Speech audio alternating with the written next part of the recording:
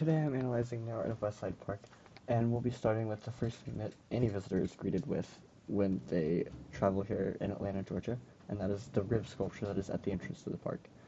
It is placed at this entrance whether you're walking by foot along the sidewalk, seen to the left, or traveling by car or public transportation on the right. And these ribs are this massive, almost tunnel that resembles some sort of ancient mythical creature, and specifically the remains of said creature.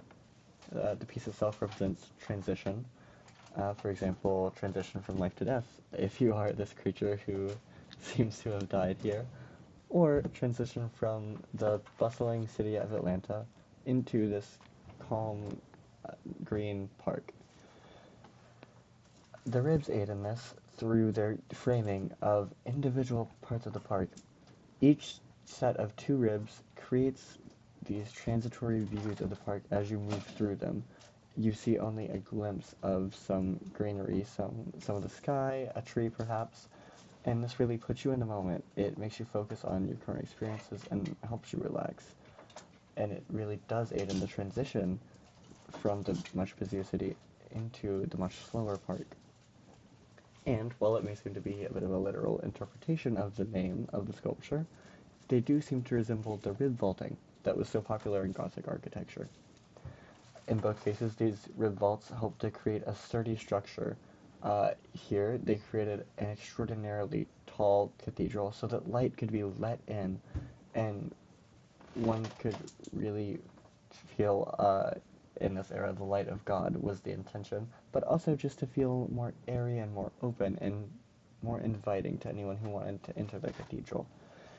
Rather, the sturdiness in the ribs allows them to be so low above the park. They're much more claustrophobic than the Gothic architecture would be, and arguably block out light more so than letting it in, as it would simply be brighter to have no sculpture, no tunnel here. However, it is, despite these dissimilarities, very comparable to the rib vaulting in the way that these windows that we talked about do create visual interest for the park, and even the transitory nature is very comparable to the general use of stained glass.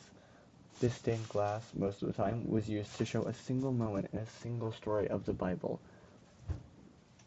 and thus it created this transitory view of the Bible, and they both create visual interest to aid one in really getting involved in the church itself, perhaps in their religious worship, or involved in taking time for oneself at the park. This juxtaposition and both the similarities and dissimilarities to this Gothic rib vaulting and its purpose is really what makes the piece so interesting, despite being so simple. This piece, as with the other we are about to study, is certainly abstract art.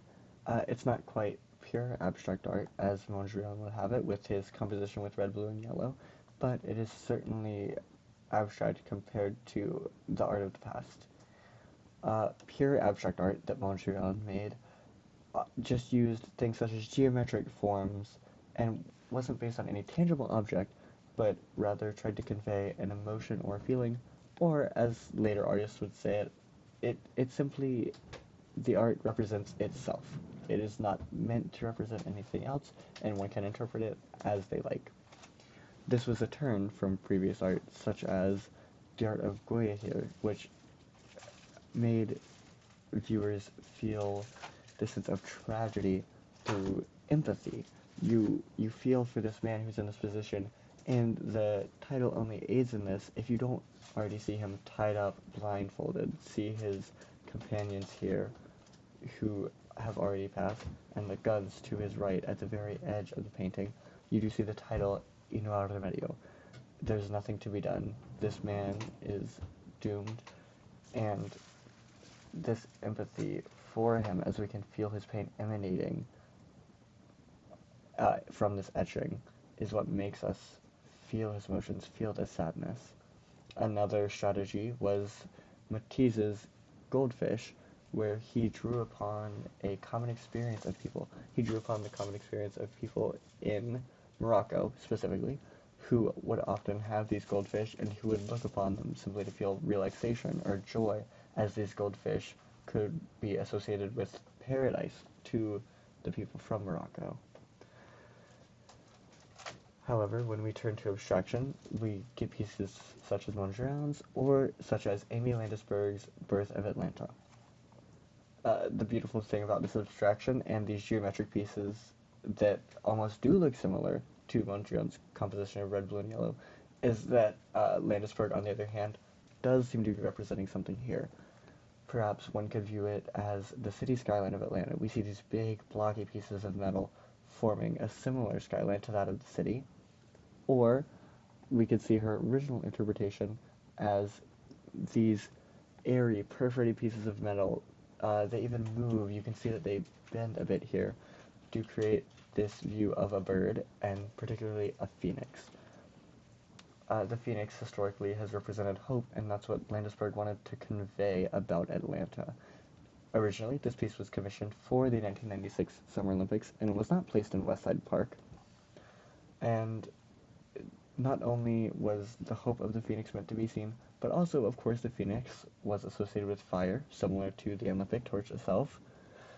Or it could be associated with the way that the city of Atlanta did literally have to rise from the ashes after the American Civil War.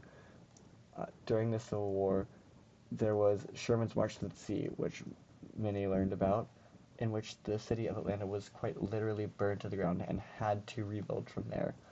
From the ashes arose the now city of Atlanta, which at the time united 5 railroads, allowing it to become a center of commerce, allowing it to industrialize and build up its businesses.